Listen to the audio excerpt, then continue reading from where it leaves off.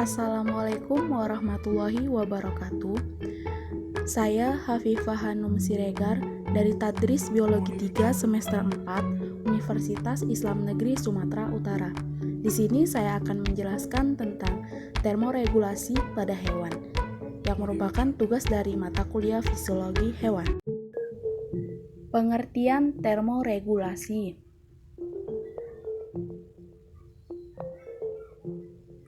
Termoregulasi adalah proses yang terjadi pada hewan untuk mengatur suhu tubuhnya supaya tetap konstan, paling tidak supaya suhu tubuhnya tidak mengalami perubahan yang terlalu besar.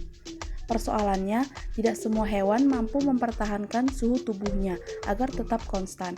Oleh karena itu, jenis hewan ini diklasifikasikan menjadi dua, yaitu Homoichthyme dan Poikilotherium. Homoichthyme adalah hewan yang mampu mempertahankan suhu tubuhnya, sedangkan Poikilotherium adalah hewan yang tidak mampu mempertahankan suhu tubuhnya. Ada beberapa alasan mengapa suhu tubuh hewan harus dipertahankan supaya tetap konstan. Pertama, perubahan suhu tubuh dapat mempengaruhi konformasi protein dan enzim. Apabila aktivitas enzim terganggu, maka aktivitas sel dalam tubuh pun akan terganggu. Dengan demikian, perubahan suhu tubuh akan mempengaruhi kecepatan reaksi metabolisme di dalam sel. Yang kedua, perubahan suhu tubuh berpengaruh terhadap energi kinetik yang dimiliki oleh setiap molekul zat, sehingga peningkatan suhu tubuh akan memberi peluang yang lebih besar kepada berbagai partikel zat untuk saling bertumbukan. Pengaruh suhu pada lingkungan hewan. Suhu tubuh pada kebanyakan hewan dipengaruhi oleh suhu lingkungannya. Ada hewan yang dapat bertahan hidup pada kisaran suhu minus 2 derajat Celcius, sementara hewan lainnya dapat hidup pada suhu 50 derajat Celcius. Misalnya, hewan yang hidup di gurun.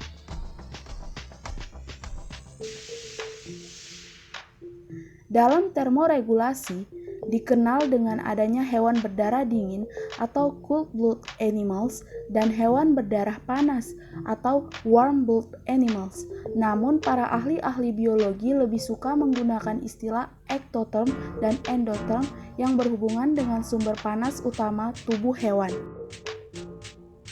Interaksi atau pertukaran panas antara hewan dan lingkungannya terjadi melalui 4 cara.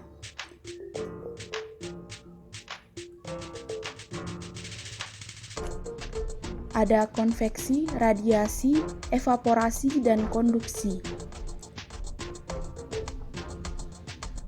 Yang pertama, konduksi adalah perpindahan atau pergerakan panas antara dua benda yang saling bersentuhan. Hewan merupakan penahan panas atau insulator yang baik, yaitu pada mamalia dan aves, yang memiliki rambut dan bulu yang akan melepaskan sejumlah kecil panas dari tubuhnya ke benda lain yang bersentuhan dengannya.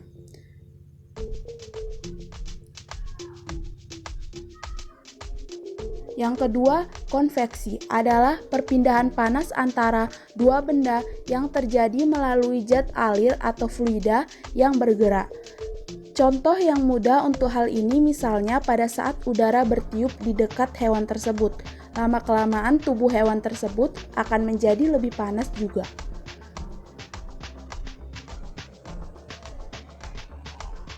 Yang ketiga yaitu radiasi, adalah perpindahan panas antara dua benda yang tidak saling bersentuhan. Contoh untuk hal ini misalnya perpindahan panas dari matahari ke tubuh hewan. Tubuh hewan juga dapat menyerap panas, yaitu pada hewan yang memiliki rambut atau bulu dan juga kulit yang berwarna gelap, akan lebih banyak menyerap radiasi daripada kulit dan rambut yang berwarna terang.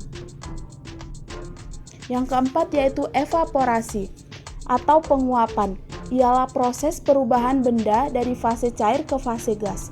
Misalnya penguapan keringat yang dihasilkan oleh hewan tersebut. Tetapi pada hewan yang tidak berkeringat seperti burung dan anjing, jika tubuhnya panas akan meningkatkan penguapan melalui saluran pernapasan mereka dengan cara terengah-engah, seperti pada anjing yang terengah-engah diikuti dengan menjulurkan lidahnya.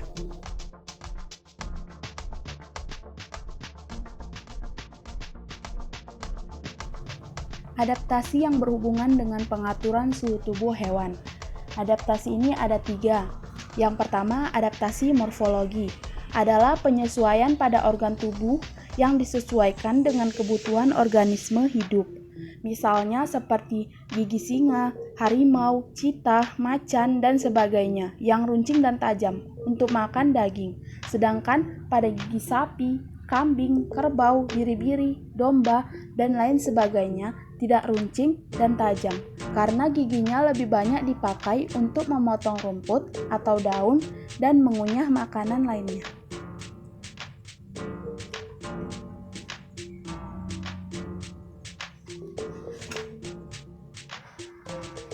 Adaptasi yang kedua yaitu adaptasi tingkah laku adalah penyesuaian makhluk hidup pada tingkah laku atau perilaku terhadap lingkungannya, seperti pada binatang bunglon yang dapat berubah warna kulit sesuai dengan warna yang ada di lingkungan sekitarnya, dengan tujuan untuk menyembunyikan diri.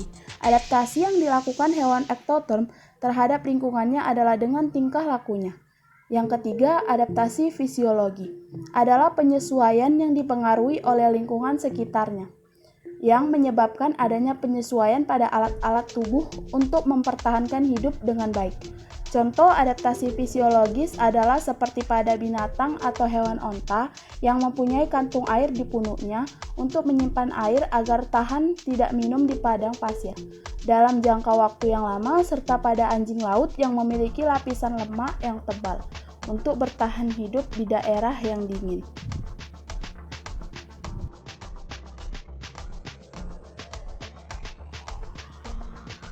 Termoregulasi pada hewan ektoterm. Ektoterm merupakan hewan suhu tubuhnya dipengaruhi oleh lingkungan sekitarnya. Perolehan panas tubuh hewan ini tergantung pada berbagai sumber panas dari lingkungan luar. Masalah yang dihadapi hewan ektoterm berbeda-beda sesuai dengan habitatnya. Contoh hewan ektoterm adalah ikan, amfibi, dan reptil. Cara adaptasi hewan ektoterm terhadap suhu lingkungannya adalah sebagai berikut. Pertama, adaptasi terhadap suhu sangat panas, yaitu meningkatkan laju pendinginan dengan penguapan dan mengubah mesin metaboliknya agar bisa bekerja pada suhu tinggi. Yang kedua, adaptasi terhadap suhu sangat dingin, yaitu menambahkan zat terlarut ke dalam cairan tubuhnya untuk meningkatkan konsentrasi osmotiknya dan menambahkan protein atau glikoprotein anti beku ke dalam cairan tubuhnya. Termoregulasi pada hewan endoterm. Endoterm merupakan hewan yang panas tubuhnya berasal dari dalam tubuh, sebagai hasil dari proses metabolisme sel tubuh. Suhu tubuh hewan endoterm dipertahankan agar tetap konstan, walaupun suhu lingkungannya selalu berubah.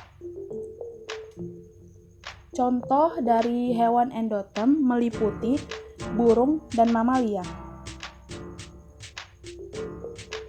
Cara adaptasi hewan endoterm terhadap lingkungannya adalah sebagai berikut. Yang pertama, cara yang dilakukan hewan endoterm untuk meningkatkan pelepasan panas karena suhu tubuh terlalu tinggi, yaitu vasolidasi daerah perifer tubuh berkeringat, menurunkan laju metabolisme dan respon perilaku. Yang kedua, cara yang dilakukan hewan endoterm untuk mempertahankan meningkatkan produksi panas karena suhu tubuhnya terlalu rendah, yaitu vasokonstriksi, menegakkan rambut, menggigil, meningkatkan laju metabolisme dan respon perilaku. Sekian dan terima kasih penjelasan dari saya. Wassalamualaikum warahmatullahi wabarakatuh.